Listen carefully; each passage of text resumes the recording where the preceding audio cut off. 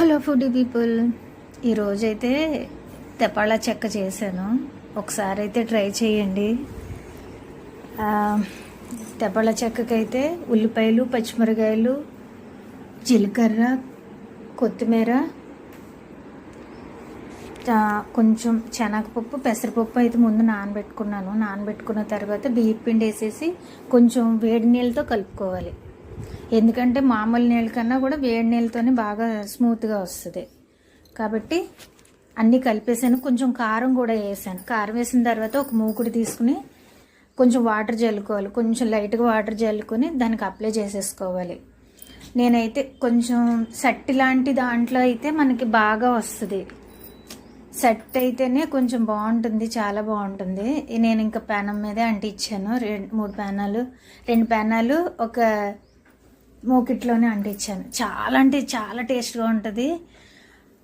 ఇవన్నీ వేసిన తర్వాత కొంచెం ఆ గుంటల్లాగా పెట్టిన దాంట్లో ఆయిల్ వేయాలి. ఆయిల్ వేస్తేనే కొంచెం అప్లై అడిక్కెళ్ళి బాగా కాలుతుంది. కొంచెం సిమ్లోనే చేసుకోవాలి.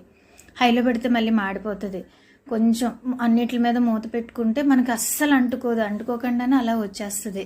చాలా బాగుంటుంది. ఒకసారి అయితే ఎవరైనా కానీ ట్రై చేయండి. పుదీనా వేసుకోవచ్చు, కరివేపాకు వేసుకోవచ్చు. నేనైతే కొత్తిమీర వేసాను. చాలా తెపాళ చెక్క దీని పేరు అయితే. చాలా అంటే చాలా టేస్ట్గా ఉంటుంది. ఒకసారి అయితే ఎవరైనా కానీ ట్రై చేయండి. చాలా బాగుంటుంది. శనగపప్పు, పెసరపప్పు అయితే నేను యాడ్ చేశాను. గుర్తుపెట్టుకోండి, ఇవైతే కొంచెంసేపు నానబెట్టుకోవాలి. వేడి నీళ్ళతోనే కలుపుకోవాలి.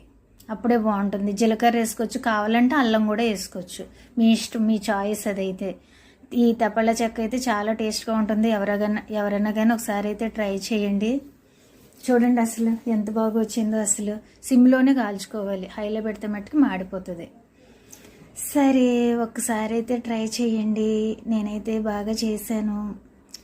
షేర్ చేయండి, లైక్ చేయండి, కామెంట్ చేయండి, సబ్స్క్రైబ్ చేసుకోండి. ఇదైతే ఒకసారి ట్రై చేయండి.